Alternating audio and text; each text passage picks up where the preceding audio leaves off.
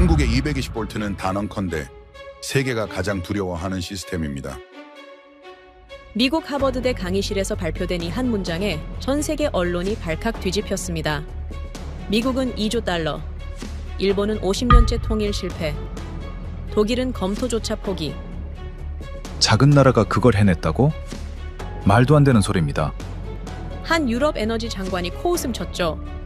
하지만 단 32년, 7번의 정권 교체에도 멈추지 않은 한국의 전환이 세계 효율 지도를 완전히 바꿔놨는데요.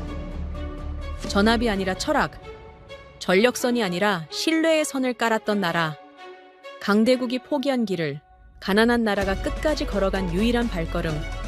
도대체 그들은 뭘 믿고 미래를 계산했던 걸까요? 지금부터 그 놀라운 현장 속으로 들어가 보시죠. 미국에서 날아온 충격적인 이야기. 바로 시작합니다. 그리고 지금 어디에서 시청하고 계신지 댓글로 남겨주세요. 여러분의 이야기도 듣고 싶습니다. 그 전에 잠깐 1초 만에 누를 수 있는 좋아요 버튼을 꾹 눌러주시면 영상 제작에 큰 힘이 됩니다. 그럼 바로 사연 시작하겠습니다. 일본은 질서의 나라라고 배웠습니다. 미국은 자유의 나라였죠. 한국은요? 빠른 추격자 정도였어요. 그런데 그날 모든 게 뒤집혔습니다. 안녕하세요. 제 이름은 제시카 메디슨입니다. 하버드에서 배운 국제정치 공식은 간단했어요. 힘 더하기 돈 더하기 외교, 이게 전부였죠.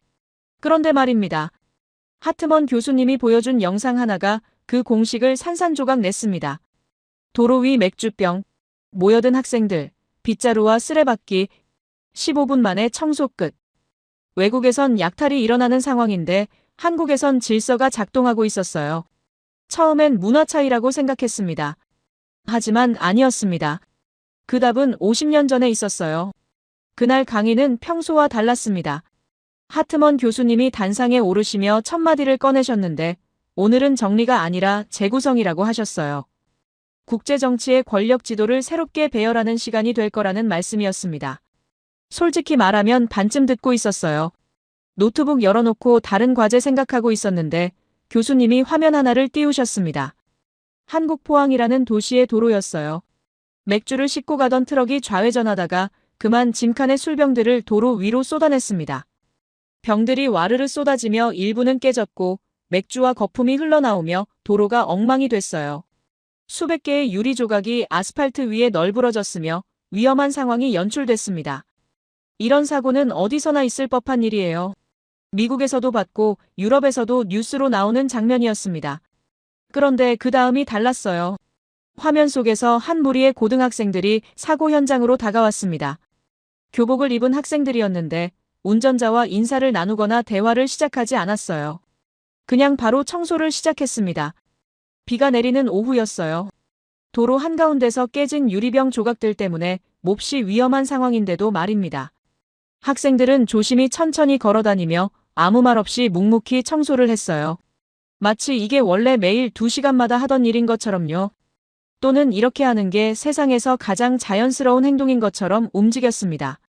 모두가 알아서 아무 말도 필요 없이 협력하며 일을 나눴어요. 그 모습을 본 한 어른이 합류했습니다. 역시 아무 말이 없었어요. 그냥 알아서 자기 할 일을 찾아서 시작했습니다. 조금 있으니 지나가던 여학생들이 또 합류했어요. 누가 부른 것도 아닌데, 누가 지시한 것도 아닌데 말입니다. 그저 필요하니까 온 거였어요. 더 많은 학생들이 모여들었는데 이제 본격적으로 장비가 등장했습니다. 근처 카페에서 일하던 아르바이트생으로 보이는 청년이 쓰레바지와 밀대 비슷한 도구로 무장한 채 자연스럽게 합류해서 병 조각 청소를 담당했어요. 조금 더 시간이 지나자 더 많은 장비들이 현장에 도착했습니다. 빗자루와 쓰레받기가 등장했는데 한국에선 가장 흔한 청소 도구라서 장비 투입이 상당히 자연스럽고 원활했어요. 그리고 경찰이 도착했습니다. 사고 소식을 접수받은 경찰관들이 현장에 왔는데 말입니다. 이미 도로가 거의 다 깨끗하게 청소된 상태였어요. 경찰관은 학생들을 안전한 길가로 인도하며 마무리 정리를 하는 것으로 어찌 보면 막막했던 작은 사건이 깔끔하고 신속하게 막을 내렸습니다. 15분이었어요. 사고 발생부터 청소 완료까지 걸린 시간이 말입니다. 경찰이 도착하기도 전에 모든 게 끝나 있었습니다. 화면이 꺼지고 교수님이 말씀하셨어요. 이 영상이 한국경찰청 공식 유튜브 채널에 올라왔으며 이후 해당 지역 경찰서가 학생들에게 표창장과 부상을 수여했다고 하셨습니다. 처음 반응은 간단했어요. 착한 애들이네. 그게 전부였습니다. 도로에서 사고가 났고 사람들이 모여 자발적으로 도움을 주는 모습이 뭐 대수냐 싶었어요. 그런데 교수님이 다음 화면을 띄우셨습니다. 태국에서도 비슷한 사건이 있었다고 하셨어요. 트럭에서 맥주가 쏟아졌는데 주변 사람들이 모두 약속이나 한 것처럼 몰려 나왔습니다. 그런데 청소를 하러 온 게 아니었어요. 거리에 쏟아진 맥주들을 쓸어 담아 집으로 가져갔습니다. 도로를 치우고 운전자를 돕는 사람은 보이지 않았으며 모두 땅에 떨어진 맥주병을 주워 담는 모습만 보였어요. 아프리카에서도 그와 비슷한 일이 일어났습니다. 앞서 태국에서의 경우와 마찬가지로 도로를 치우는 사람은 없었으며 모두가 물건을 가져가는 데만 집중했어요. 더 충격적인 경우도 있었습니다. 차가 사고가 나서 전복된 게 아니라 그냥 엔진룸에 불이 나서 길 옆에 세워놓게 된 경우였는데요. 트럭은 멀쩡히 서 있었습니다. 그런데 주변 사람들이 마치 다친 사슴의 피냄새를 맡고 모여든 하이에나들처럼 그 트럭으로 몰려왔어요. 갑자기 여기가 영화 매드맥스의 무법 도로도 아닌데 그냥 막 다 약탈을 해갔습니다. 중국의 경우는 더 심했어요. 땅에 닭과 오리들이 떨어지거나 심지어 수천 마리의 병아리들이 쏟아지자 모두 담을 것을 가져와서 그냥 모두 다 훔쳐가 버렸습니다. 일단 도로 위에 떨어진 것은 주인이 없는 것으로 보고 다 가져가는 듯 했어요. 강의실이 술렁였습니다. 같은 사고인데 완전히 다른 반응이었어요. 한국에선 청소가 시작됐는데 다른 나라에선 약탈이 일어났습니다. 교수님이 질문을 던지셨어요. 왜 이런 차이가 나타나는지 아느냐고 물으셨습니다. 문화적 차이라고 생각했어요. 동양과 서양의 차이, 집단주의와 개인주의의 차이, 그런 걸로 설명할 수 있을 것 같았습니다. 그런데 교수님이 고개를 저으셨어요. 문화만으로는 설명이 안 된다고 하시며 증거를 보여주셨습니다. 일본도 동아시아 국가입니다. 집단주의 문화권이며 질서를 중시하는 나라로 알려져 있어요. 그런데 일본에서 비슷한 상황이 발생했을 때의 영상도 있었습니다. 사람들이 질서정연하게 서 있긴 했어요. 하지만 아무도 청소를 시작하지 않았습니다. 경찰이 올 때까지 그냥 서서 기다리고 있었어요. 질서는 있는데 자발성은 없었습니다. 시스템이 작동하길 기다리고 있었던 거예요.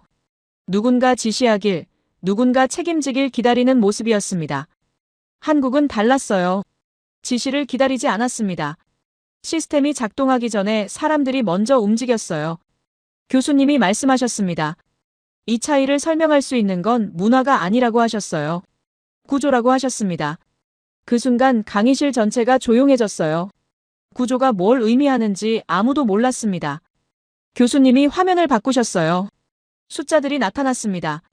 1973년 220V, 32년. 뭔가 시작되고 있었습니다. 한국 이야기가 이제 본격적으로 펼쳐질 참이었어요. 교수님이 다시 화면을 띄우셨습니다. 이번엔 세계 여러 나라의 비슷한 사고 장면들이었어요. 먼저 태국이었습니다. 트럭에서 맥주가 도로 위로 쏟아졌는데 주변 사람들이 우르르 몰려 나왔어요. 그런데 청소를 하러 온 게 아니었습니다. 맥주병을 주워 담아 집으로 가져가고 있었어요. 한두 명이 아니라 수십 명이 동시에 달려들어서 병을 챙기는 모습이었습니다. 도로는 여전히 엉망이었으며 운전자는 멍하니 서 있을 뿐이었어요. 아프리카의 한 도시에서도 비슷한 일이 벌어졌습니다. 트럭이 넘어지며 화물이 쏟아졌는데 사람들이 순식간에 모여들었어요. 역시 청소가 아니라 약탈이었습니다. 심지어 이런 경우도 있었어요. 차가 사고로 전복된 것도 아니고 그냥 엔진에 불이 나서 길 옆에 멈춰 선 트럭이었습니다. 트럭은 멀쩡했어요. 그런데 사람들이 달려들기 시작했습니다. 마치 다친 동물의 피냄새를 맡고 몰려든 맹수들처럼 트럭을 에워쌌으며 실린 물건들을 마구 뜯어갔어요. 운전자가 제지하려 해도 소용없었습니다. 중국에서는 더 황당한 장면이 연출됐어요. 땅에 닭과 오리가 떨어지자 사람들이 담을 것을 들고 몰려왔으며 수천 마리의 병아리가 쏟아진 사고에서도 순식간에 모두 사라졌습니다. 도로 위에 떨어진 건 주인 없는 물건으로 여겨지는 듯 했어요. 강의실이 웅성거렸습니다. 같은 사고인데 반응이 너무 달랐어요. 한국에서 본 청소 장면과는 완전히 정반대였습니다. 고개를 들어 앞을 보니 다른 학생들도 비슷한 표정을 짓고 있었어요. 당혹스러우면서도 이해가 안 가는 얼굴들이었습니다. 교수님이 다음 화면을 넘기셨어요. 이번엔 숫자들이 나타났습니다.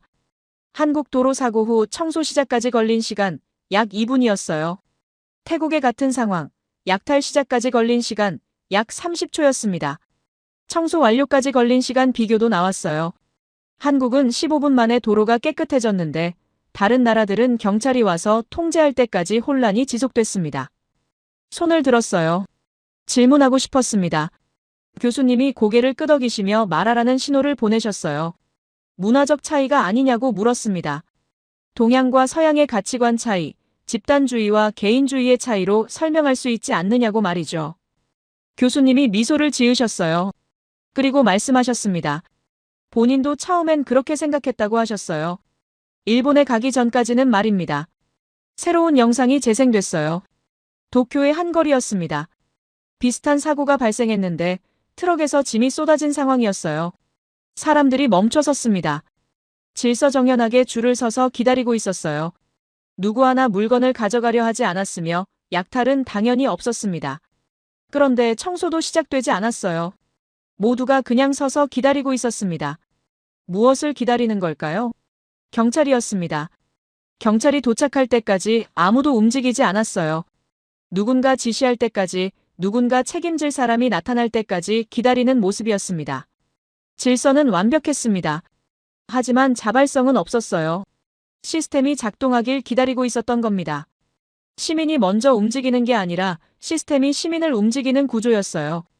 일본도 동아시아 국가입니다. 집단주의 문화권이며 오히려 한국보다 더 질서를 강조하는 나라로 알려져 있어요. 그런데 한국과는 달랐습니다. 한국 학생들은 기다리지 않았어요. 지시가 없어도 움직였으며 시스템이 작동하기 전에 사람들이 먼저 행동했습니다. 이게 문화 차이로 설명될까요? 같은 동양 문화권인데 반응이 다르다면 문화만으로는 설명이 안 됩니다. 다른 뭔가가 있다는 뜻이었어요. 교수님이 또 다른 자료를 보여주셨습니다. 이번엔 해외 반응이었어요. 미국의 대표적인 온라인 커뮤니티인 레딧에 앞서 본 포항 맥주병 청소 사건이 소개됐다고 하셨습니다. 레딧이라는 건 미국에서 가장 큰 인터넷 토론 사이트예요. 특히 학생들이 조용히 모여들어 아무 말 없이 각자 묵묵히 청소하는 모습을 본 미국인들이 놀라움과 부러움을 표현했다고 하셨어요. 댓글들이 화면에 나타났습니다. 한글로 번역된 내용들이었어요. 어떤 사용자는 한국으로 당장 이민 가고 싶다고 했으며 그냥 저 광경 자체가 멋있다는 반응도 있었습니다. 같은 상황이 미국에서는 절대 상상도 할 수 없다고 말한 사용자도 있었어요. 이건 한국이 가진 공동체 문화를 엿볼 수 있는 좋은 사례라고 칭찬하는 이도 있었습니다. 무엇보다 인상 깊었던 댓글이 있었어요. 이 영상은 왜 한국이 선진국인지를 보여주는 좋은 사례라고 지적한 의견이었습니다. 선진국의 기준이 뭘까요? 경제 규모, 군사력, 기술력? 미국인들은 다르게 봤어요. 시민들이 위기 상황에서 어떻게 반응하는지, 그게 선진국의 기준이라고 본 겁니다. 학생들에 대한 칭찬도 이어졌다고 하셨어요. 특히 아무 말 없이 조용히 자기 할 일을 찾아서 하는 아이들의 모습에 너무 착하다며 미국인들이 놀라워했습니다. 요즘 젊은이들 이야기가 나왔을 때 고개가 끄덕여졌어요. 미국이나 한국이나 젊은 세대에 대한 불평은 비슷합니다.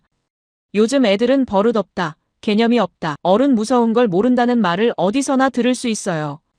기성세대가 젊은 세대를 보는 시선은 대체로 곱지 않습니다. 그런데 화면 속 한국 학생들은 달랐어요. 누가 가르쳐준 것도 아닌데, 누가 강요한 것도 아닌데 스스로 움직였습니다. 가치의 가치를 알고 있었어요. 혼자가 아니라 함께 움직일 때 더 빠르고 효율적이라는 걸 몸으로 이해하고 있었습니다. 이건 단순히 착함의 문제가 아니었어요. 시스템의 문제였습니다. 교수님이 말씀하셨어요.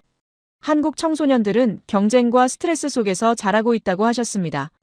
수능이라는 시험 제도가 있는데 1년에 단 한 번 치러지는 전국 단위 시험이며 대학 입학이 거의 전적으로 이 시험에 달려 있다고 하셨어요. 초등학교 때부터 이 시험을 준비하며 길게는 10년이 넘도록 극심한 경쟁 속에서 살아간다고 하셨습니다. 스트레스가 어마어마하며 청소년기 내내 시험과 성적에 시달린다고 말씀하셨어요. 그런 환경에서 자란 아이들입니다. 이기적이 되거나 각자 도생의 태도를 가져도 이상하지 않아요. 그런데 정반대였습니다. 도로 위에서 그 학생들은 협력했어요. 교수님이 화면을 하나 더 띄우셨습니다. 비슷한 사례들이 더 있다고 하셨어요. 트럭에 깔린 운전자를 지나가던 고등학생들이 발견하고 친구들과 함께 차를 들어 올려 구해낸 경우가 있었으며 사고 발생 후 불과 9분 만에 구조가 완료됐다고 하셨습니다. 사고로 초등학생 아이가 차량 밑에 깔렸을 때도 학생과 시민들이 달려가 차를 들어 올려 50초 만에 구조한 경우가 있었어요. 제주에서도 포항에서와 마찬가지로 술을 실은 배달 트럭이 회전하다 술병이 도로 위로 와르르 쏟아졌는데 주변 시민들과 지나가던 학생들이 자발적으로 모여들어 순식간에 깔끔하게 청소해버린 사례도 있었습니다. 이런 사례는 수백 개는 더 나열할 수 있다고 하셨어요. 한국에서는 이런 장면이 전혀 특별하지 않다는 겁니다. 딱히 이야기거리도 되지 않을 평범한 장면이라고 하셨어요.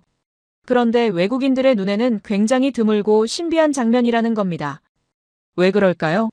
도로 위에서 저런 사고가 났을 때 주변 시민들과 학생들이 자발적으로 모여들어서 협력하며 청소하는 것은 한국 밖에서는 보기 힘든 매우 드문 모습이기 때문입니다. 어디서 빗자루와 쓰레받기를 가져왔는지도 신기했다고 하셨어요. 아무 말 없이 서로 협력하며 각자 역할을 맡아서 일하는 모습이 놀라웠다고 하셨습니다. 강의실이 조용해졌어요. 모두가 화면을 응시하고 있었습니다. 교수님이 마지막 질문을 던지셨어요. 왜 한국만 이럴까요? 문화가 아니라면 뭘까요? 일본도 질서 있는 나라인데 자발성은 없었습니다. 미국도 선진국인데 약탈이 먼저 일어나는 경우가 많아요. 태국도, 중국도, 아프리카도 마찬가지였습니다. 한국만 달랐어요. 시스템이 작동하기 전에 사람들이 먼저 움직였으며 지시 없이도 협력이 이루어졌습니다. 그 차이가 어디서 왔을까요? 답은 50년 전에 있다고 하셨어요. 1973년 한국이 내린 결정 하나가 이 모든 걸 만들었다고 하셨습니다. 보이지 않는 인프라가 보이는 행동을 만들었다고 말씀하셨어요. 화면에 숫자가 나타났습니다. 220V. 전압 이야기였습니다. 처음엔 무슨 소린가 싶었습니다. 아까 전까지 도로 위 청소 이야기를 하고 있었는데 갑자기 전기 이야기로 넘어간 겁니다. 연결고리가 보이지 않았어요. 교수님이 말씀하셨습니다. 이 행동의 DNA는 전압에서 시작된다고 하셨어요. DNA라는 건 유전자를 뜻하는 말인데 여기서는 한국 사람들의 행동 방식이 어디서 비롯됐는지를 설명하는 표현이었습니다. 노트북을 열어 필기를 시작했어요. 뭔가 중요한 이야기가 나올 것 같았습니다. 교수님이 새로운 화면을 띄우셨어요. 세계지도 위에 나라들이 색깔별로 표시돼 있었습니다. 빨간색으로 표시된 나라들이 있었는데 미국, 일본, 그리고 일부 중남미 국가들이었어요. 이 나라들은 110V 전압을 사용한다고 하셨습니다. 파란색으로 표시된 나라들도 있었습니다. 유럽 대부분과 한국, 중국이 포함돼 있었어요. 이 나라들은 220V에서 240V 사이의 전압을 사용한다고 하셨습니다. 그런데 일본이 특이했어요. 일본은 빨간색과 노란색이 섞여 있었습니다. 교수님이 설명하셨어요. 일본은 동쪽과 서쪽이 다른 전압을 쓰고 있으며 동쪽은 50Hz, 서쪽은 60Hz를 사용한다고 하셨습니다. 헤르츠라는 건 전기가 흐르는 주파수를 뜻하는 단위인데 쉽게 말하면 전기가 왔다 갔다 하는 속도예요. 나라마다 이 속도가 다를 수 있습니다. 일본은 같은 나라 안에서도 지역마다 전기 시스템이 달랐어요. 이걸 혼재 상태라고 부르는데 섞여 있다는 뜻입니다. 왜 이렇게 됐냐고 교수님이 물으셨어요. 역사적 이유 때문이라고 하셨습니다. 일본이 처음 전기를 도입할 때 동쪽 지역은 독일 시스템을 들여왔고 서쪽 지역은 미국 시스템을 들여왔다고 해요. 그게 그대로 굳어져서 지금까지 이어지고 있다는 겁니다. 나중에 통일하려고 시도했지만 실패했다고 하셨어요. 비용이 너무 많이 들고 누가 비용을 부담할지 합의가 안 됐으며 기득권 문제도 있었다고 하셨습니다. 미국은 어떨까요? 미국은 110V를 지금도 사용하고 있습니다. 왜 바꾸지 않았냐고 교수님이 물으셨어요. 기술이 없어서가 아니라고 하셨습니다. 미국은 세계 최고 수준의 전력 기술을 보유하고 있으며 엔지니어도 넘쳐나고 자본도 충분하다고 하셨어요. 그런데도 못 바꾼다는 겁니다. 이유는 간단했어요. 이미 너무 많이 깔려있기 때문이라고 하셨습니다. 뉴욕만 봐도 그렇다고 하셨어요. 맨해튼 지하에 깔린 전선들이 거미줄처럼 얽혀 있으며 수십 년 어쩌면 100년 가까이 누적된 인프라라고 하셨습니다. 이걸 다 뜯어내고 다시 깔 수 있겠냐고 물으셨어요. 불가능하다고 하셨습니다. 미국 의회 예산처의 추산에 따르면 전국을 220볼트로 전원하는데 최소 2조 달러에서 3조 달러가 든다고 나와 있다고 하셨어요. 우리 돈으로 환산하면 약 2,600조 원에서 4,000조 원입니다. 한국 1년 예산의 5배가 넘는 돈이에요. 그것도 공사 비용만 그렇다고 하셨습니다. 전환 과정에서 발생할 사회적 혼란은 따로라고 하셨어요. 병원은 어떻게 하냐고 물으셨습니다. 중환자실에 있는 환자들은 전기가 끊기면 생명이 위험해진다고 하셨어요. 공항도 마찬가지이며 데이터 센터는 또 어떻게 하냐고 하셨습니다. 인터넷이 마비될 수 있다고 하셨어요. 정치적 책임도 문제라고 하셨습니다. 대통령이 나서서 전국 배선을 다 바꾸자고 하면 국민들이 환영할 것 같으냐고 물으셨어요. 아닐 거라고 하셨습니다.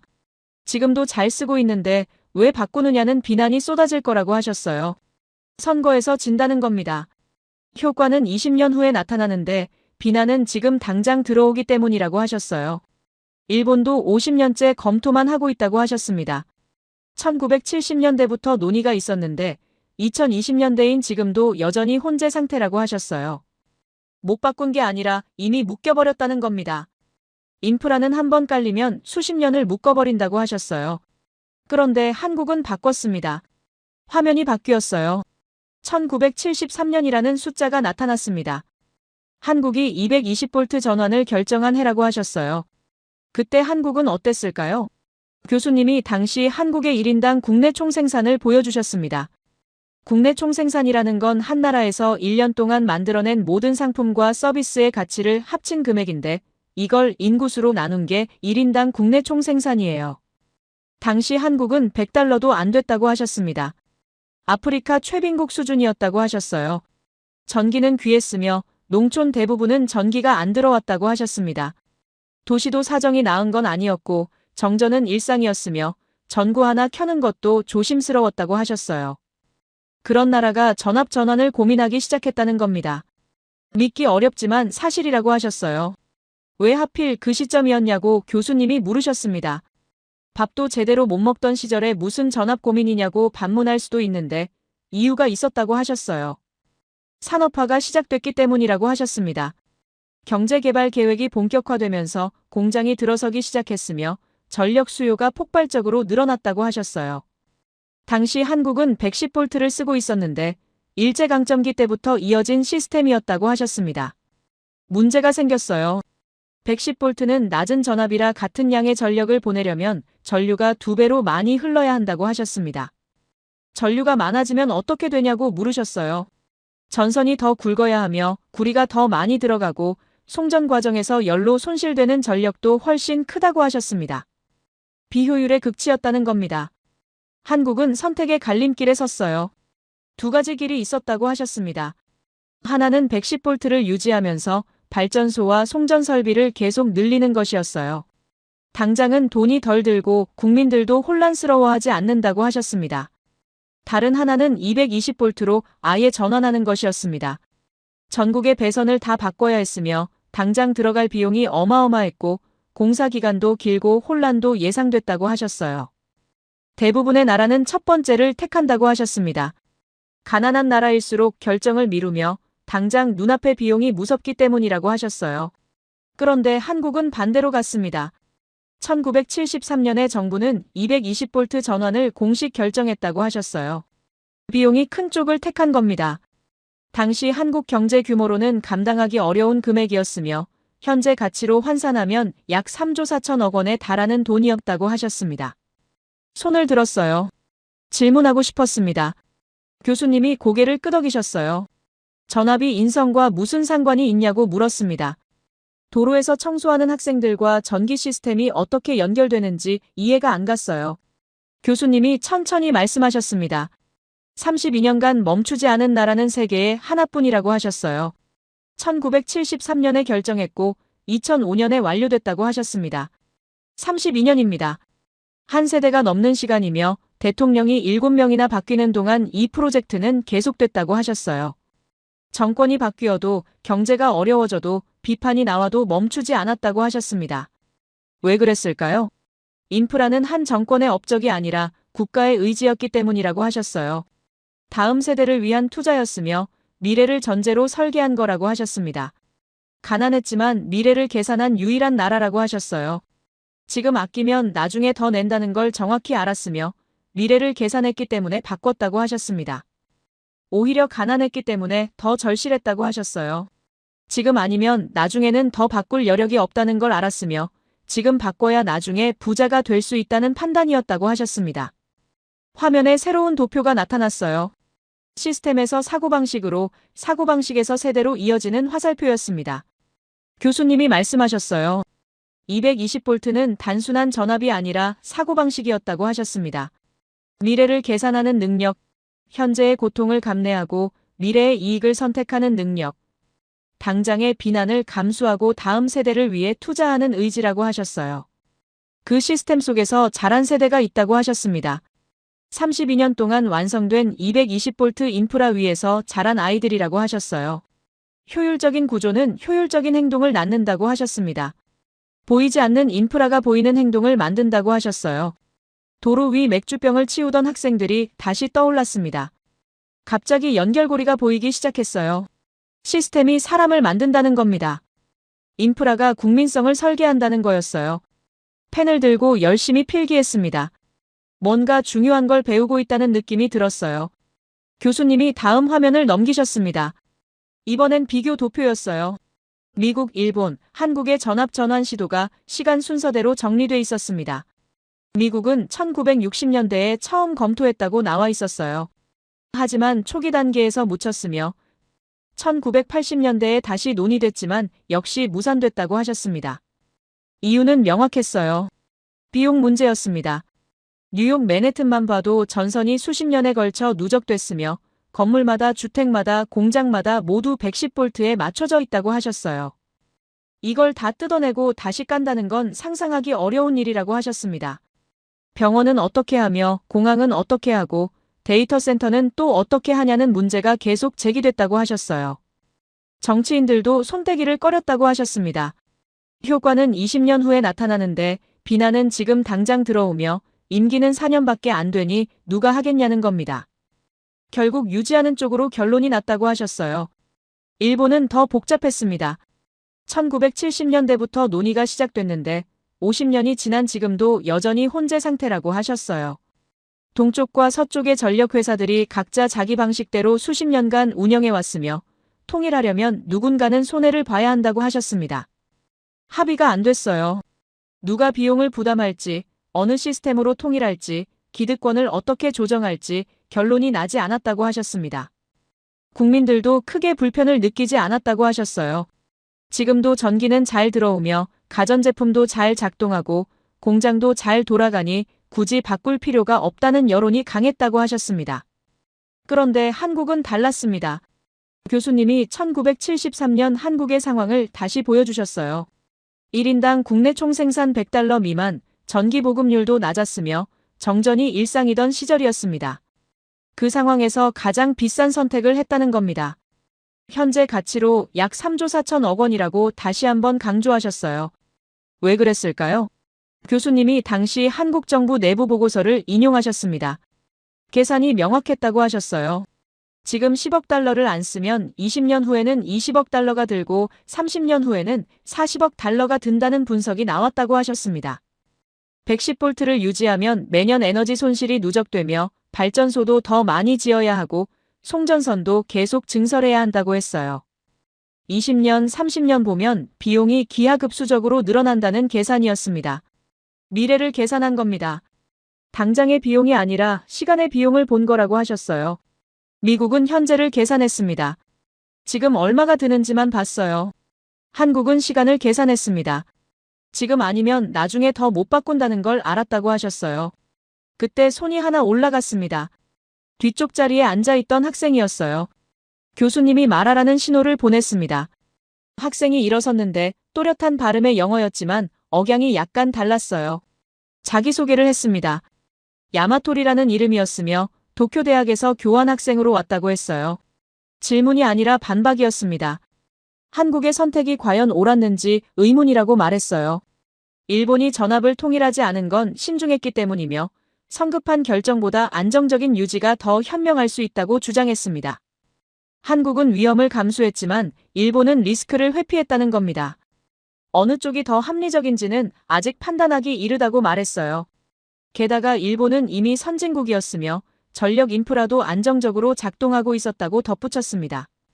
굳이 바꿀 필요가 없었다는 논리였어요. 강의실이 조용해졌습니다.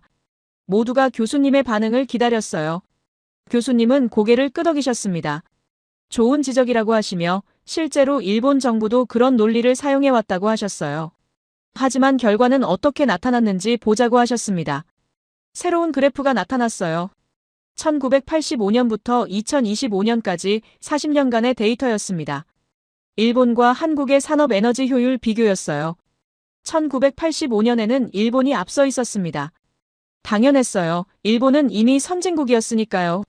그런데 그래프가 교차하는 지점이 있었습니다. 2000년대 초반이었어요. 한국의 에너지 효율이 일본을 추월하기 시작했으며 격차는 점점 벌어졌습니다. 2020년대 들어서는 확연한 차이가 났어요. 같은 산업 생산량을 내는데 필요한 전력량이 한국이 일본보다 약 15% 적었습니다. 교수님이 설명하셨어요. 220V 시스템은 송전 효율이 높으며 전류가 절반으로 줄어들어 열 손실이 4분의 1로 감소한다고 하셨습니다. 매일 매시간 매분마다 이 차이가 누적된다고 하셨어요. 1년이면 엄청난 금액이며 10년이면 격차가 되고 40년이면 구조적 차이가 된다고 하셨습니다. 또 다른 그래프가 나타났습니다. 반도체 공장 건설 비용 비교였어요. 한국의 반도체 공장을 짓는 비용과 일본에 짓는 비용이 나란히 표시돼 있었는데 전력 인프라 부분에서 차이가 났습니다. 한국은 220V 인프라가 이미 깔려 있어서 추가 설비 비용이 적었지만 일본은 고전력 설비를 위한 추가 투자가 필요했다고 하셨어요. 약 10%에서 15% 정도 비용 차이가 난다고 하셨습니다. 야마토리의 얼굴이 굳어졌어요. 자리에 앉았지만 표정이 편하지 않았습니다. 교수님은 멈추지 않으셨어요. 더 구체적인 사례를 보여주셨습니다. 데이터 센터 운영 효율 비교였어요. 같은 규모의 데이터 센터를 운영하는 데 드는 전력 비용이 나라별로 달랐습니다. 한국이 가장 낮았으며 일본은 중간, 미국은 높았어요. 전압 시스템의 차이가 운영 비용에 직접 영향을 미친다는 증거였습니다. 인공지능 시대가 오면서 이 차이는 더 벌어질 거라고 하셨어요. 데이터 센터가 폭발적으로 늘어나고 있으며 전력 소비가 급증하고 있다고 하셨습니다. 고전력 시대에는 인프라 효율이 곧 국가 경쟁력이라고 하셨어요.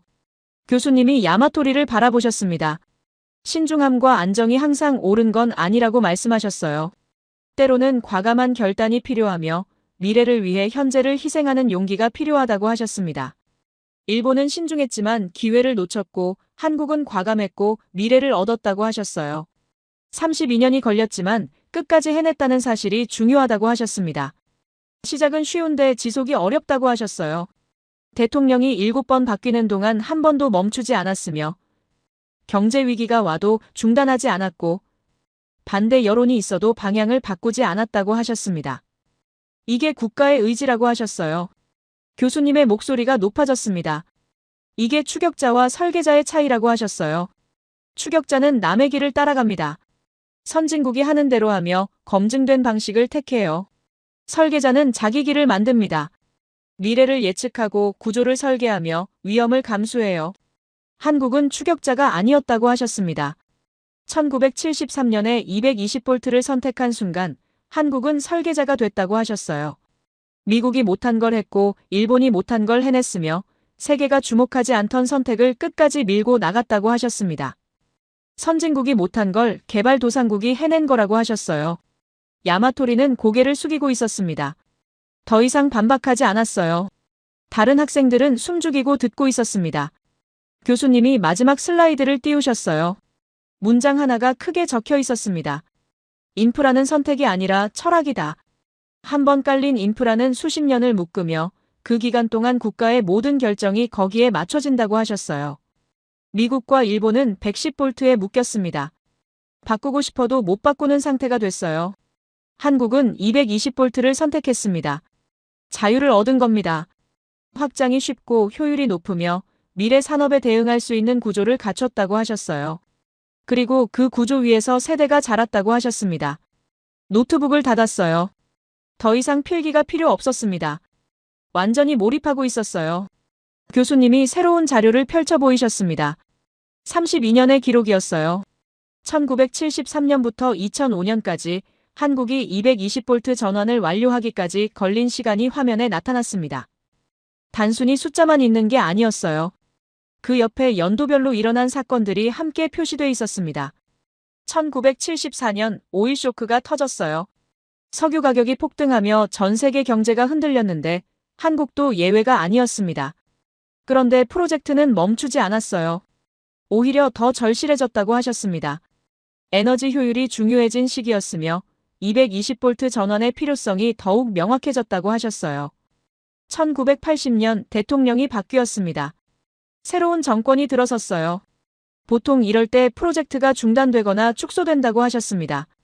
전 정권의 사업을 계속하는 건 정치적으로 부담이며 새로운 걸 시작하고 싶어 하는 게 인간의 본성이라고 하셨어요. 그런데 한국은 달랐습니다. 프로젝트는 계속됐어요. 1988년 또 대통령이 바뀌었습니다. 프로젝트는 여전히 진행 중이었어요. 1993년 세 번째 대통령 교체였습니다. 1998년 네 번째 교체, 이때는 외환위기가 터진 해였어요. 국가부도 위기였습니다. 국제통화기금에 구제금융을 신청해야 했으며 모든 국가 사업이 재검토 대상이 됐다고 하셨어요. 이때 프로젝트를 중단할 명분은 충분했습니다. 경제가 무너지는 상황에서 전압전원에 돈을 쓸 여유가 어디 있느냐는 목소리가 나왔다고 하셨어요. 일리 있는 지적이었습니다. 당장 먹고 살기도 힘든데 전선을 바꾸자는 게 말이 되느냐는 거였어요. 그런데 멈추지 않았습니다. 속도는 늦춰졌지만 방향은 바뀌지 않았다고 하셨어요. 2003년 다섯 번째 대통령이었습니다.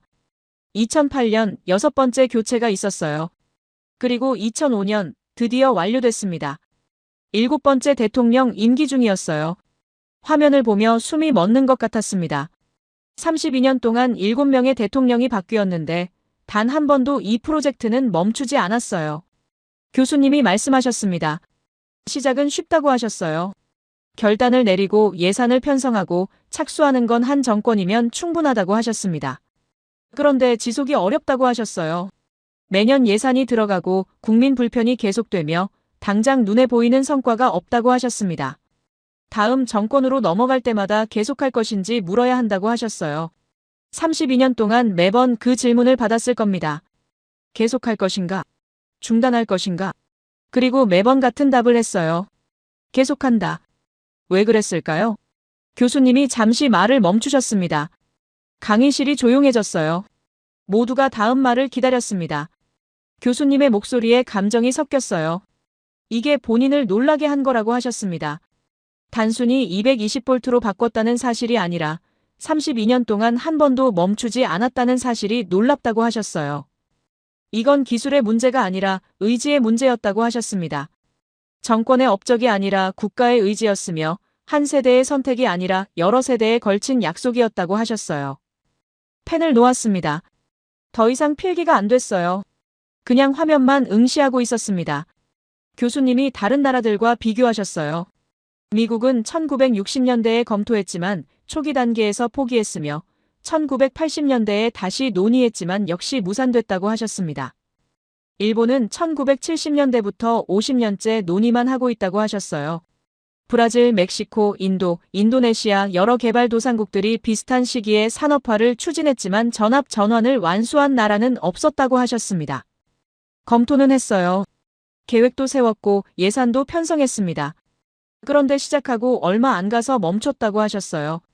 비용 문제, 정치적 부담, 국민 반발 여러 이유로 중단됐다고 하셨습니다. 추후 재검토라는 말로 덮었으며 다음 정권에 넘겼고 결국 아무도 안 했다고 하셨어요. 한국만 끝까지 갔습니다. 왜 한국만 가능했을까요? 교수님이 새로운 관점을 제시하셨어요. 한국이라는 나라의 역사를 봐야 한다고 하셨습니다.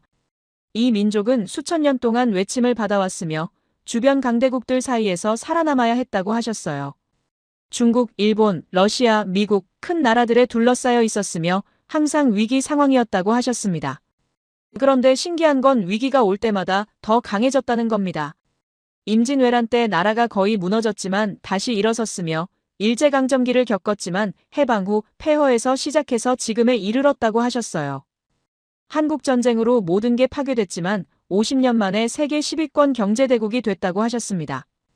외환위기 때도 그랬다고 하셨어요. 1998년 국가부도 위기가 왔을 때 국민들이 금 모으기 운동을 했다고 하셨습니다. 집에 있는 금부치를 모아서 나라에 내놨으며 할머니들이 결혼 반지를 뺏어 가져왔고 아이들이 돌반지를 내놨다고 하셨어요. 나라가 망하면 안 된다는 마음이었습니다. 이게 한국 사람들의 DNA라고 하셨어요. 개인보다 공동체를 먼저 생각하는 마음, 나라가 무너지면 개인도 없다는 생각이 뿌리 깊게 박혀 있다고 하셨습니다. 물론 다른 나라 사람들도 애국심이 있다고 하셨어요. 미국 사람들도 나라를 사랑하며 일본 사람들도 마찬가지라고 하셨습니다. 그런데 한국은 조금 다르다고 하셨어요. 위기가 오면 더 뭉친다는 겁니다. 평소엔 싸우고 다투지만 위기 상황에서는 하나가 된다고 하셨어요. 220V 전환도 그런 맥락에서 봐야 한다고 하셨습니다. 1973년 한국은 가난했어요. 국민들은 배고팠고 전기도 제대로 안 들어왔습니다. 그런데 결정을 내렸어요. 지금 고생해도 다음 세대는 편하게 살아야 한다는 생각이었습니다. 조상들의 정신이 거기 있었다고 하셨어요. 우리가 고생하더라도 후손들은 나아야 한다는 마음, 이게 한국 사람들의 뿌리라고 하셨습니다. 32년 동안 포기하지 않은 이유도 거기 있었다고 하셨어요. 시작했으면 끝을 봐야 한다는 것, 중간에 그만두면 지금까지 투자한 게 다 물거품이 된다는 것, 다음 세대한테 미안하다는 것, 이런 생각들이 32년을 버티게 만들었다고 하셨습니다. 교수님이 말씀하셨어요. 세계가 두려워하는 게 바로 이거라고 하셨습니다.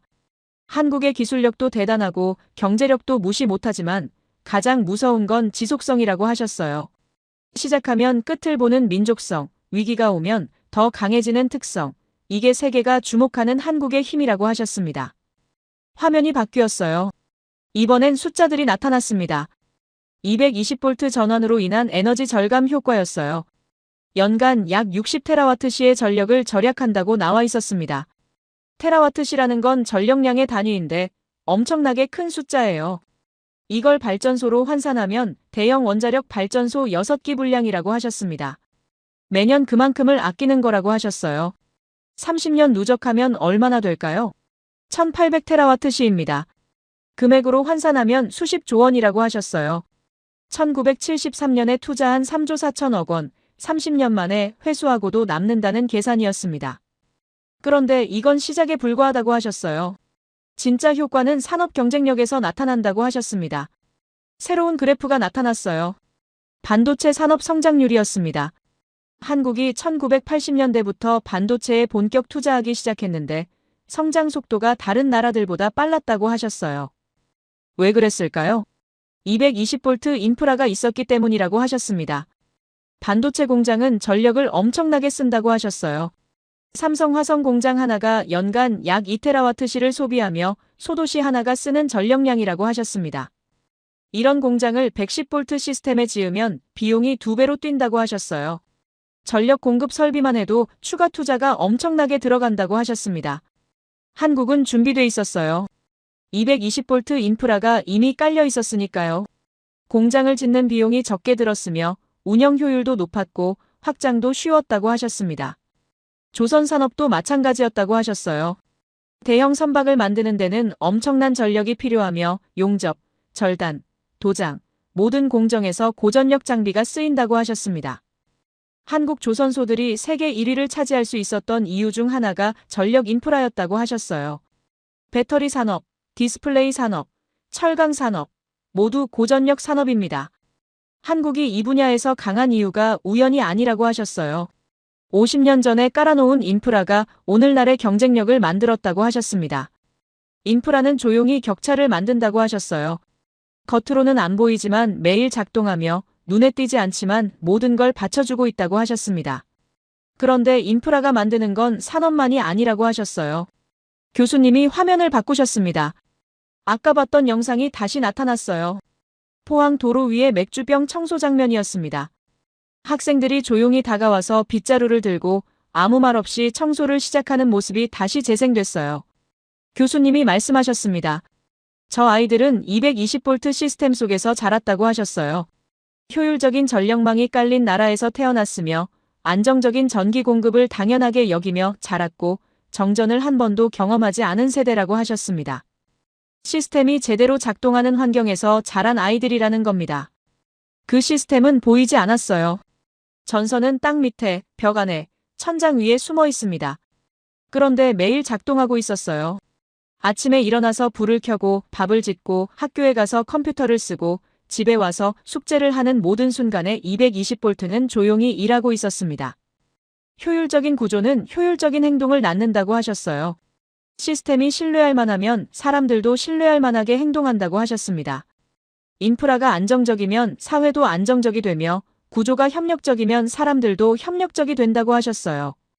저 학생들이 도로에서 청소를 시작한 건 착해서가 아니라고 하셨습니다. 시스템이 그렇게 가르쳤기 때문이라고 하셨어요.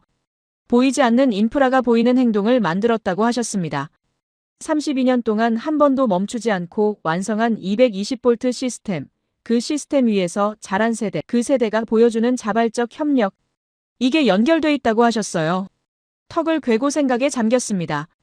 뭔가 연결되고 있었어요. 전압과 청소년, 인프라와 인성, 시스템과 사회. 처음엔 전혀 관계없어 보였던 것들이 하나로 이어지고 있었습니다. 교수님이 마지막 말씀을 하셨어요. 시스템이 국민성을 설계했다고 하셨습니다. 한국 사람들이 위기 상황에서 자발적으로 협력하는 이유, 말하지 않아도 서로 돕는 이유, 시스템이 작동하기 전에 사람들이 먼저 움직이는 이유. 그 뿌리가 50년 전에 있었다고 하셨어요.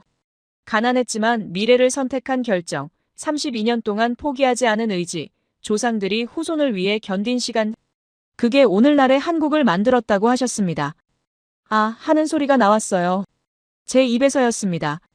주변 학생들도 비슷한 표정이었어요. 뭔가 깨달은 얼굴들이었습니다. 교수님이 새로운 슬라이드를 띄우셨습니다. 제목이 크게 적혀 있었어요. 신뢰의 기술. 아까 이야기했듯이 한국의 힘은 군사력이나 경제력만으로 설명되지 않는다고 다시 한번 강조하셨어요. 다른 측면에서 봐야 한다고 하셨습니다. 등받이에 기댔어요. 압도되는 느낌이었습니다. 교수님이 새로운 데이터를 보여주셨어요. 국제 파트너십 선호도 조사 결과였습니다. 유럽과 미국의 기업들을 대상으로 한 설문이었는데 아시아에서 장기 파트너를 선택한다면 어느 나라를 고르겠냐는 질문이었어요. 2010년 조사에서는 일본이 1위였습니다. 중국이 2위, 한국이 3위였어요. 그런데 2025년 조사는 달랐습니다. 한국이 1위로 올라섰으며 일본은 2위, 중국은 3위로 밀렸어요. 왜 이런 변화가 생겼을까요? 교수님이 설명하셨습니다. 신뢰 때문이라고 하셨어요. 일본은 기술력이 뛰어나지만 의사결정이 느리며 여러 단계를 거쳐야 해서 시간이 오래 걸린다고 하셨습니다. 회의가 많고 합의 과정이 복잡하며 변화에 대한 저항이 있다고 하셨어요. 중국은 규모는 크지만 예측이 어렵다고 하셨습니다.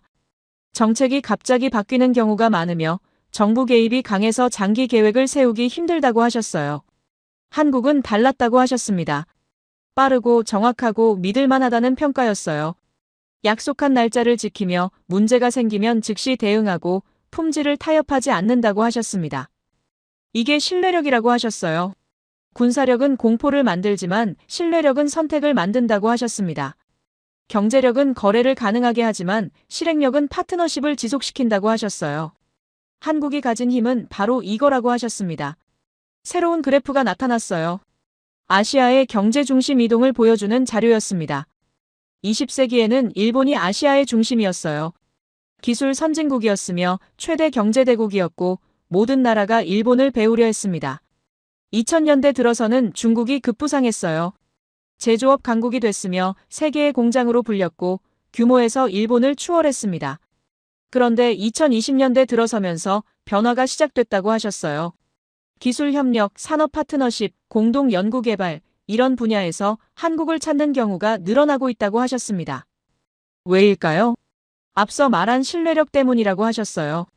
한국은 약속을 지키는 나라로 알려져 있으며 품질을 보장하고 문제 해결이 빠르다는 평가를 받는다고 하셨습니다. 실행력이라는 단어를 다시 강조하셨어요. 실행력이란 말한 대로 행동하는 능력을 뜻하는데 계획을 세우는 것과 실제로 해내는 것은 다르다고 하셨습니다. 많은 나라가 좋은 계획을 세웁니다. 발표도 멋지게 하고 약속도 그럴듯하게 해요. 그런데 실행이 안 되는 경우가 많다고 하셨습니다. 예산이 부족하다, 기술이 없다, 시간이 모자란다, 여러 핑계가 나온다고 하셨어요. 한국은 다르다고 하셨습니다. 말했으면 한다는 겁니다. 아까 이야기했듯이 220V 전원이 그 증거라고 하셨어요. 32년 동안 한 번도 멈추지 않고 완수한 나라라고 다시 한번 언급하셨습니다. 이게 한국의 브랜드가 됐다고 하셨어요. 신뢰할 수 있는 파트너, 실행하는 나라, 이게 한국의 이미지라고 하셨습니다. 교수님이 구체적인 사례를 들어주셨어요. 사우디아라비아가 원자력 발전소를 짓기로 결정했을 때 여러 나라가 입찰에 참여했다고 하셨습니다. 프랑스, 미국, 러시아, 중국, 한국이 경쟁했어요. 기술력으로만 보면 프랑스나 미국이 앞서 있었습니다. 가격으로만 보면 중국이 유리했어요. 그런데 한국이 선택됐습니다. 왜일까요? 신뢰 때문이라고 하셨어요. 한국은 아랍에미리트에서 원전을 지은 경험이 있었으며 약속한 기간 내에 완공했고 예산도 지켰다고 하셨습니다. 말한 대로 했다는 겁니다. 사우디는 기술력보다 신뢰를 선택했다고 하셨어요. 폴란드가 방산 무기를 구매하기로 했을 때도 비슷했다고 하셨습니다. 독일, 미국, 한국이 경쟁했는데 한국이 선택됐어요. 독일 무기가 성능은 좋지만 납품이 느리며 미국 무기는 비싸고 정치적 조건이 많다고 판단했다고 하셨습니다. 한국 무기는 빠르고 가격이 합리적이며 기술 이전도 적극적이라는 평가를 받았다고 하셨어요. 실행력을 선택한 겁니다. 교수님이 말씀하셨어요. 이제 힘의 기준이 바뀌고 있다고 하셨습니다. 20세기에는 군사력이 곧 힘이었어요. 군대가 강하고 무기가 많으면 강대국이었습니다. 21세기 초반에는 경제력이 힘이었습니다. 국내 총생산이 크고 수출이 많으면 영향력이 있었어요. 그런데 지금은 다르다고 하셨습니다. 신뢰력과 실행력이 새로운 힘의 기준이 되고 있다고 하셨어요. 얼마나 믿을 수 있는가, 얼마나 빠르게 실행하는가, 얼마나 약속을 지키는가. 이게 21세기 중반의 힘이라고 하셨습니다. 한국은 이 기준에서 앞서 있다고 하셨어요. 유럽 기업들이 아시아 파트너를 고를 때 한국을 선호하는 이유도 거기 있다고 하셨습니다. 일본보다 빠르고 중국보다 안정적이며 약속을 지킨다는 평가 때문이라고 하셨어요. 아시아의 중심이 움직이고 있다고 하셨습니다. 20세기는 일본의 시대였고 2000년대 초반은 중국이 부상했지만 지금은 한국이 새로운 중심으로 떠오르고 있다고 하셨어요. 규모가 아니라 신뢰로 말입니다. 교수님이 마지막 슬라이드를 띄우셨어요. 세 줄의 문장이 나타났습니다. 220V는 미래를 계산한 철학이다. 청소년의 행동은 그 철학이 만든 결과다. 한국은 시스템과 인간성의 증명이다. 강의실이 조용해졌습니다. 아무도 말이 없었어요. 교수님이 천천히 말씀하셨습니다. 한국은 효율과 인간성을 동시에 가진 유일한 나라라고 하셨어요. 보통 효율을 추구하면 인간성이 희생된다고 생각한다고 하셨습니다. 빠르게 가려면 누군가를 뒤에 남겨둬야 하고 경쟁하려면 협력을 포기해야 한다고 여긴다고 하셨어요. 그런데 한국은 둘 다 가졌다고 하셨습니다. 220V는 효율의 상징입니다. 에너지를 아끼고 비용을 줄이며 산업을 키우는 시스템이에요. 도로 위 청소는 인간성의 상징입니다. 말하지 않아도 돕고 시키지 않아도 움직이며 함께 문제를 해결하는 모습이에요. 이 둘이 연결돼 있다고 하셨습니다. 효율적인 시스템이 인간적인 행동을 가능하게 만들었다고 하셨어요. 세계가 배워야 할 모델이 한국이라고 하셨습니다. 미국은 개인의 자유를 강조하지만 공동체가 약하며 유럽은 복지가 좋지만 역동성이 부족하고 중국은 성장했지만 신뢰가 낮다고 하셨어요. 한국은 성장과 신뢰를 동시에 이뤘으며 효율과 인간성을 함께 가졌고 개인과 공동체가 균형을 이룬다고 하셨습니다. 물론 완벽하지는 않다고 하셨어요. 문제도 많고 개선할 점도 많다고 하셨습니다. 그런데 방향은 맞다고 하셨어요. 미래를 계산하는 능력, 약속을 지키는 습관, 함께 움직이는 문화. 이게 21세기가 필요로 하는 국가의 모습이라고 하셨습니다. 한국이 그 모델을 보여주고 있다고 하셨어요. 교수님이 마지막 말씀을 하셨습니다. 힘의 기준을 바꾼 나라라고 하셨어요. 군사력으로 위협하는 게 아니라 신뢰로 선택받고 경제력으로 압박하는 게 아니라 실행력으로 파트너가 되며 규모로 압도하는 게 아니라 품질로 인정받는다고 하셨습니다. 이게 한국이 세계에 보여주는 새로운 힘의 정의라고 하셨어요. 슬라이드가 꺼졌습니다. 강의실에 불이 다시 켜졌어요. 교수님이 단상에서 내려오셨습니다. 강의가 끝났다는 신호였어요. 아무도 움직이지 않았습니다. 모두가 자리에 앉아 생각에 잠겨 있었어요. 천천히 주변을 둘러봤습니다. 학생들 표정이 다들 비슷했어요. 뭔가 새로운 걸 배운 얼굴들이었습니다. 학생들이 하나둘 자리에서 일어났습니다. 강의가 끝났으니 다음 수업으로 가야 했어요. 가방을 챙기는 소리, 책을 덮는 소리, 복도로 나가는 발걸음 소리가 들렸습니다. 그런데 움직이지 못했어요. 자리에 그대로 앉아 있었습니다. 노트북 화면을 내려다봤어요. 필기한 내용들이 가득했습니다. 220V, 32년 신뢰력, 실행력, 시스템과 인간성. 단어들이 눈에 들어왔지만 제대로 읽히지 않았어요. 머릿속이 복잡했습니다. 강의실이 거의 비었을 때쯤 일어났습니다. 천천히 가방을 챙기며 주변을 둘러봤어요. 야마토리도 자리를 떠나고 있었습니다. 표정이 무거워 보였어요. 복도로 나왔습니다. 사람들이 바쁘게 오가고 있었지만 발걸음이 느려졌어요. 창문 너머로 하버드 야드가 보였습니다. 석양이 지고 있었어요. 계단을 내려가 밖으로 나왔습니다. 야드 한가운데 벤치가 있었는데 그쪽으로 걸어갔어요. 앉았습니다. 가방을 옆에 내려놓고 하늘을 올려다봤어요. 주황빛 석양이 건물들 사이로 비치고 있었습니다. 한국이라는 나라를 생각했어요. 솔직히 고백하자면 오늘 아침까지만 해도 한국은 그냥 성공한 중견국 정도였습니다. 빠른 추격자, 효율적인 모방자, 열심히 하는 나라. 이 정도가 제가 생각하던 한국의 이미지였어요. 국제정치학 교과서에서 배운 대로였습니다. 군사력 더하기 경제력 더하기 외교력, 이 공식으로 나라를 평가했어요. 한국은 중간쯤에 있었습니다. 군사력은 강하지 않고 경제 규모는 크지만 최상위는 아니며 외교력은 제한적이라고 봤어요. 그게 제가 쓴 공식이었습니다. 그런데 그 공식이 틀렸어요. 완전히 철저하게 틀렸습니다. 교수님이 보여준 건 다른 차원의 이야기였어요. 전압 하나를 바꾸는데 32년이 걸렸다는 사실. 그 32년 동안 대통령이 7번 바뀌었는데도 한 번도 멈추지 않았다는 사실. 가난했던 나라가 가장 비싼 선택을 했다는 사실. 선진국들이 못한 걸 개발도상국이 해냈다는 사실.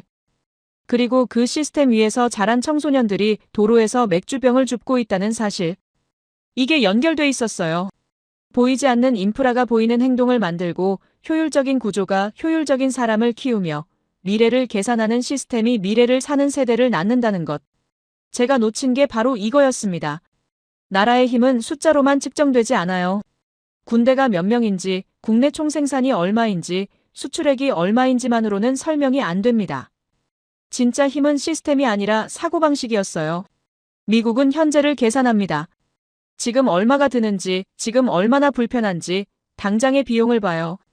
그래서 110V를 못 바꿉니다. 이미 너무 많이 깔려있고 바꾸는데 수조 달러가 들며 정치적 부담이 크니까요. 일본은 신중함을 택합니다. 검토하고 논의하고 합의를 기다려요. 그래서 50년째 혼재 상태입니다. 동쪽과 서쪽이 다른 시스템을 쓰며 통일은 계속 미뤄지고 있어요. 한국은 시간을 계산했습니다. 지금 아니면 나중에 더 못 바꾼다는 걸 알았고 미래를 위해 현재를 희생하기로 했으며 32년이 걸려도 끝을 봐야 한다고 결정했어요. 이게 사고방식의 차이입니다. 그리고 그 사고방식은 어디서 왔을까요? 교수님 말씀대로 역사에서 왔을 겁니다. 한국은 수천 년 동안 주변 강대국들 사이에서 살아남아야 했어요. 중국, 일본, 러시아, 큰 나라들에 둘러싸여 있었습니다. 위기가 계속됐습니다. 전쟁이 있었고 침략이 있었으며 식민 지배를 당했고 나라가 둘로 쪼개졌어요. 그런데 신기하게도 위기가 올 때마다 더 강해졌습니다. 임진왜란 때 나라가 거의 무너졌지만 다시 일어섰고 일제강점기 35년을 겪었지만 해방 후 다시 시작했으며 한국전쟁으로 모든 게 파괴됐지만 50년 만에 세계 10위권 경제대국이 됐어요. 외환위기 때는 국민들이 금을 모아서 나라를 살렸습니다. 할머니들이 결혼 반지를 뺏어냈고 아이들이 돌반지를 내놨으며 나라가 망하면 안 된다는 마음으로 모두가 움직였어요. 이게 한국 사람들의 DNA입니다. 개인보다 공동체를 먼저 생각하는 마음, 나 하나 희생해도 다음 세대는 나아야 한다는 생각, 시작했으면 끝을 봐야 한다는 의지. 220V 전환도 그런 맥락이었을 겁니다. 1973년 한국은 가난했어요. 1인당 국내 총생산 $100 미만, 아프리카 최빈국 수준이었습니다. 밥도 제대로 못 먹는 시절이었어요. 전기도 제대로 안 들어왔고 정전이 일상이었습니다. 그런데 결정을 내렸어요. 3조 4천억 원을 들여서 전압을 바꾸기로 했습니다. 왜 그랬을까요? 다음 세대 때문이었을 겁니다. 우리는 힘들어도 아이들은 편해야 한다는 생각, 지금 투자하지 않으면 나중에 더 힘들어진다는 판단, 조상들이 후손을 위해 견디는 시간. 이게 한국이었어요. 그 시스템 위에서 자란 세대가 지금의 청소년들입니다. 안정적인 전기가 당연한 환경에서 자랐고 효율적인 구조 속에서 배웠으며 시스템이 제대로 작동하는 사회를 경험했어요. 그래서 도로에서 맥주병을 줍는 겁니다. 착해서가 아니에요. 시스템이 그렇게 가르쳤기 때문입니다. 보이지 않는 인프라가 보이는 행동을 만들었어요. 가방에서 노트를 꺼냈습니다. 펜을 들고 한 문장을 적었어요. 한국은 미래를 설계하고 인간성을 잃지 않은 나라. 이게 오늘 배운 가장 중요한 교훈이었습니다. 세계는 한국을 배워야 합니다. 미국은 개인의 자유를 강조하지만 공동체가 약해요. 위기 상황에서 각자 도생이 되며 시스템이 무너지면 혼란이 옵니다. 유럽은 복지가 좋지만 역동성이 부족해요. 변화를 두려워하며 새로운 시도에 소극적입니다. 중국은 빠르게 성장했지만 신뢰가 낮아요. 예측이 어렵고 약속이 지켜질지 불확실합니다. 한국은 균형을 이뤘어요. 성장과 신뢰를 동시에 가졌고 효율과 인간성을 함께 지켰으며 개인과 공동체가 조화를 이뤘습니다. 물론 완벽하지는 않을 겁니다. 문제도 있고 개선할 점도 많을 거예요. 그런데 방향은 맞습니다. 미래를 계산하는 능력, 약속을 지키는 습관, 함께 움직이는 문화. 이게 21세기가 필요로 하는 국가의 모습이에요. 한국이 그 모델을 보여주고 있습니다.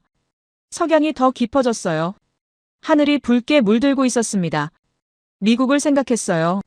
제가 태어나고 자란 나라입니다. 미국도 배워야 합니다. 당장의 비용만 보지 말고 미래의 부담을 계산해야 하며 개인의 자유만큼 공동체의 가치도 중요하다는 걸 알아야 해요. 한국을 생각했어요. 한국도 잊지 말아야 합니다.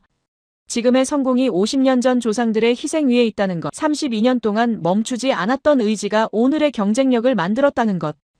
그 정신을 다음 세대에게도 물려줘야 합니다. 세계를 생각했어요. 모든 나라가 배워야 합니다. 힘의 기준이 바뀌고 있다는 것, 군사력이나 경제력만으로는 부족하다는 것, 신뢰와 실행력이 새로운 힘이라는 것. 한국이 그 증거입니다. 가난했지만 미래를 선택했고 힘들었지만 포기하지 않았으며 시스템을 만들고 사람을 키웠어요. 효율과 인간성을 동시에 이뤘습니다. 이게 21세기의 모델이에요. 벤치에서 일어났습니다. 가방을 메고 천천히 걸었어요. 야드를 가로질러 기숙사 쪽으로 향했습니다. 머릿속으로 정리가 됐어요. 국가의 힘은 시스템이 아니라 사고방식입니다. 현재가 아니라 미래를 보는 능력이며 말이 아니라 실행하는 의지예요. 한국은 그걸 보여줬습니다. 그리고 저는 그걸 배웠어요. 미국이 당장의 편리함보다 다음 세대의 미래를 먼저 생각하기를 바랍니다. 한국이 조상들의 희생을 기억하며 그 정신을 이어가기를 바랍니다. 세계가 힘의 기준을 다시 쓰며 신뢰와 협력의 가치를 알아가기를 바랍니다. 우리 모두가 보이지 않는 인프라를 소중히 여기고 다음 세대를 위해 지금 투자하며 함께 움직이는 사회를 만들어가기를 바랍니다. 제 이야기를 끝까지 들어주셔서 감사합니다. 모두 안녕히 계세요. 오늘의 사연 어떻게 들으셨나요? 한 나라의 선택이 단순한 기술이 아니라 사고방식이라는 걸 새삼 느끼게 되네요. 가난했던 시절에도 미래를 계산했고 세대가 바뀌어도 약속을 지켜낸 사람들. 그 조용한 의지가 결국 지금의 신뢰와 품격을 만든 게 아닐까 싶습니다. 보이지 않는 전선 하나에도 철학이 깃들어 있고 그 철학이 사람들의 행동과 사회의 질서를 만들어간다는 게 참 인상적이네요. 힘의 기준이 바뀌는 세상에서 진짜 강함은 신뢰와 실행력에서 나오는 건지도 모르겠습니다. 여러분은 어떻게 생각하시나요? 여러분의 생각을 아래 댓글에 남겨주세요. 그리고 감동적인 사연을 주변 사람들과 공유하고 함께 이야기 나눠보세요.